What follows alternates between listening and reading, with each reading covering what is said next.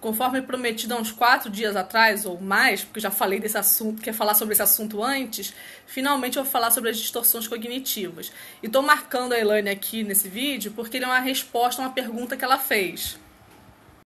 Ela faz parte do grupo Autoconhecimento Ativo, que é um grupo fechado que eu tenho junto com a Raquel no Facebook, e todo mundo está convidado para participar desse grupo, e eu postei lá nesse grupo o vídeo que eu coloquei no destaque do meu perfil.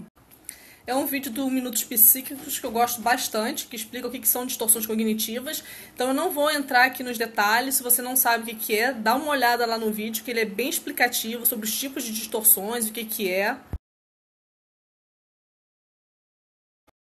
E aí no grupo eu perguntei se o pessoal identificava qual era o tipo de distorção que cometia com mais frequência, né? Ou em que tipos de situações cometia determinadas distorções cognitivas. E aí ela me perguntou como é que a gente faz para poder lidar com essas distorções? Quando a gente identifica elas, como é que a gente faz para poder corrigi-las? E é justamente sobre isso que eu quero falar nesse vídeo, dando um exemplo de uma situação que eu passei.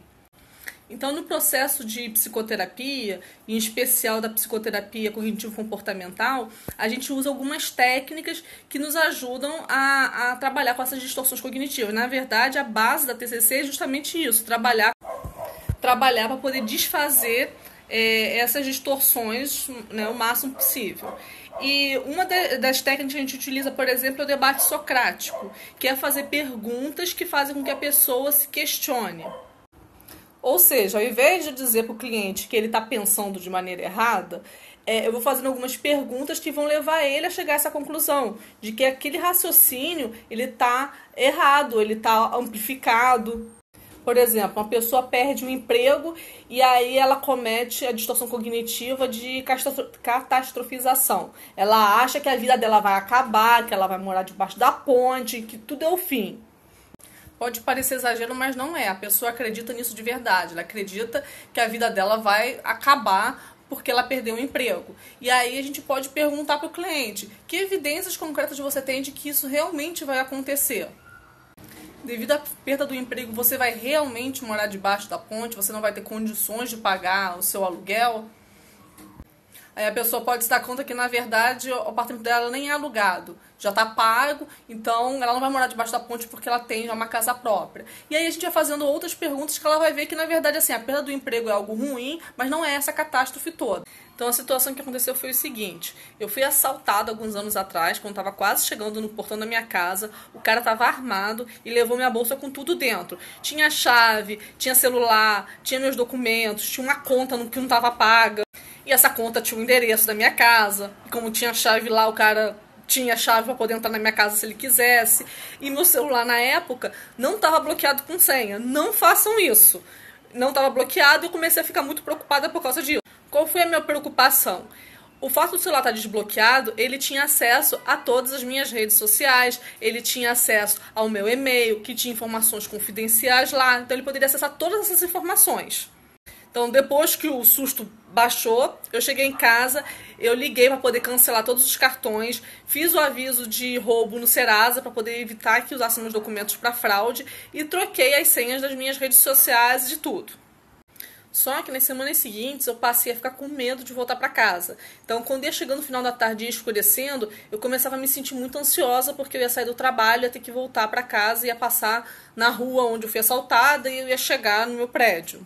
Na época, a Paula, que está marcada aqui, era a minha chefe, e eu comentei com ela, que eu estava me sentindo mal, porque ia chegando no final da tarde e eu ficava agoniada. E aí ela virou para mim e começou a perguntar o que estava acontecendo, o que eu estava sentindo. Além de profissional de RH muito boa, ela também é uma excelente psicóloga, porque ela conseguiu me ajudar com isso de uma maneira rápida, né? Ela fez justamente o que eu vou contar aqui para poder corrigir essas distorções cognitivas que eu estava tendo.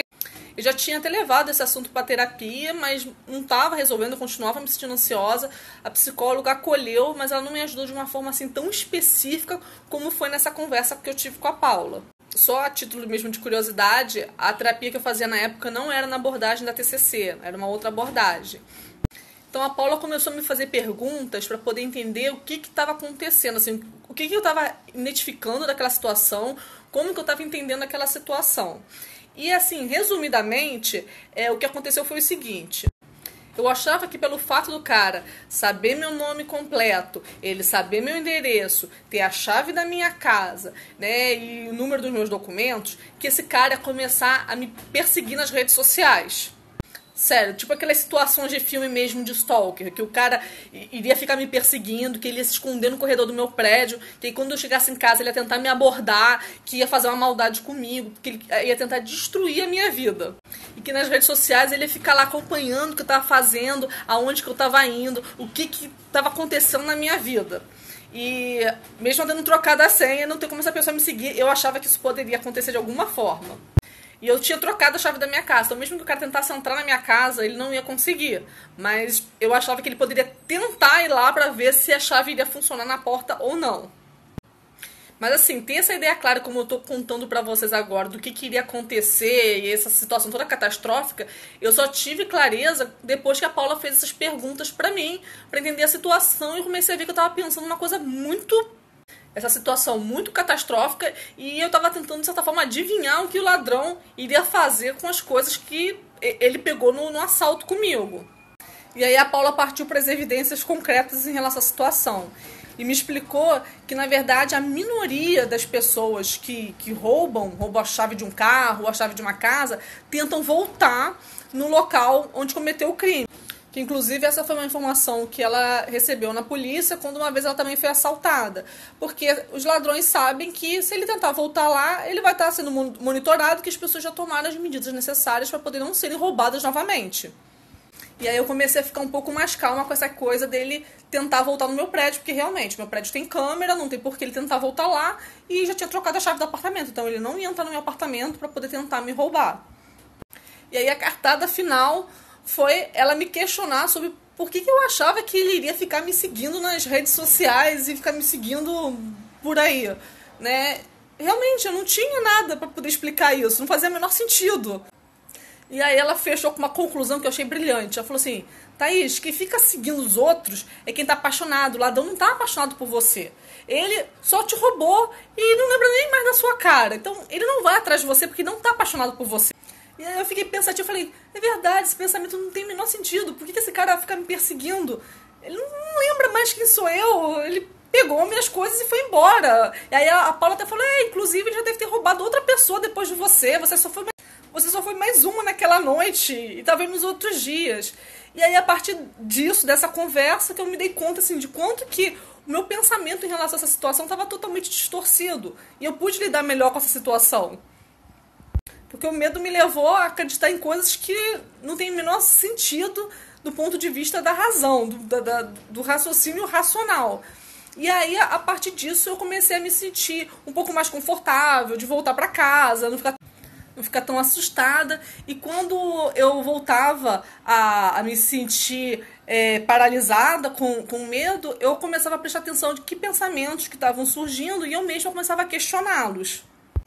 Obviamente que, assim, num processo de psicoterapia, a gente aprofunda mais em relação ao uso de técnicas quando é necessário, né, no questionamento e ver outras situações. Mas, assim, esse aqui é só um exemplo breve de como a gente pode lidar com uma distorção cognitiva. Espero que vocês tenham gostado aí desse exemplo. E se ficou alguma dúvida, é só mandar mensagem aí que eu esclareço vocês.